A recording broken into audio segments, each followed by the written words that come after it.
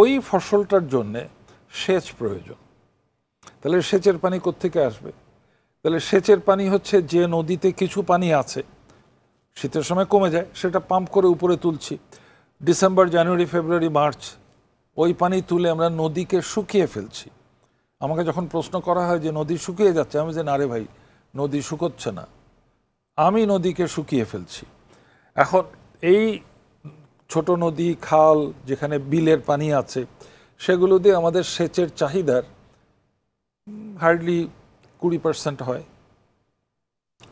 তাহলে বাকি 80% আসতে হবে। 5% আসে বড় বড় নদীতে, যেখানে কিছু অবকাঠামো, যেমন Teesta barrage, GK project, Chandpur irrigation project, এটা 5 ভাগ।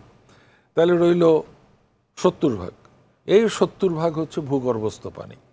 এখন ভূগর্ভস্থ পানি আছে, আমি তো অনেকগুলো ভ্যারিয়েশনের কথা বললাম। আরেক ভ্যারিয়েশন হচ্ছে টেকনোলজি। আগে আমি টিউবওয়েল দিয়ে হাত তল দিয়ে খাবার পানি তুলতাম। আমি যখন চাপ দিতাম তখন পিস্টনটা উপরে উঠে আসতো, নিচে একটা ভ্যাকুয়াম সাকশন ক্রিয়েটেড হতো, পানিটা উঠে আসতো।